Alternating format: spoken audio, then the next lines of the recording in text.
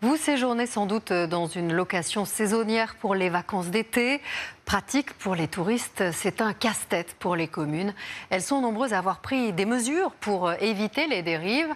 Sauf qu'à peine mises en place, ces nouvelles règles sont déjà contournées par certains propriétaires. Et d'une manière, vous allez le voir, assez ostentatoire. Mathias Béringer, Charlotte Lefettet et Louise Lebras. Depuis le début d'année, dans le centre de La Rochelle, on va aller par là.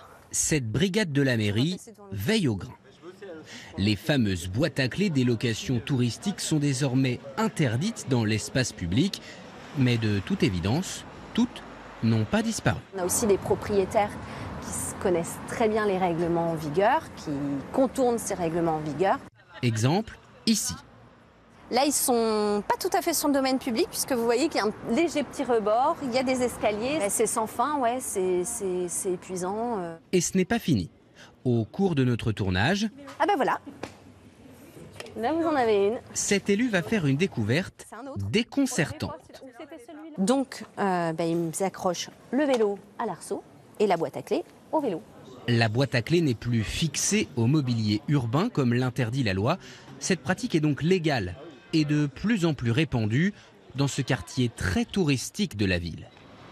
Qui peut bien avoir pensé à un tel stratagème? Il est un peu petit votre vélo là? Il a la bonne taille. Ah bon? Oui, parfait pour moi. Et pour mes touristes. Jean-Antoine, concierge, gère une trentaine de locations touristiques. Il contourne la règle et ne s'en cache pas. Je considère que c'est un accessoire de mon vélo. Comme la sonnette. On doit trouver des astuces pour la simple et bonne raison qu'aujourd'hui, on est mal vu. Quand vous avez une société, que vous avez un business model, tout ce qui peut empêcher effectivement que vous puissiez travailler, vous êtes humain, vous vous adaptez. S'adapter quand ce n'est pas frauder. À Marseille, 15 000 maisons et appartements figurent sur les plateformes de location touristique. Face aux dérives de certains propriétaires, la mairie a décidé de contre-attaquer. Tiens, j'ai un nouveau signalement pour un meublé. Et si c'est confirmé, on fera une mise en demeure. Sur cet écran, un logiciel capable de comparer les données de la ville à celles des plateformes. En cas d'anomalie, un voyant rouge s'allume.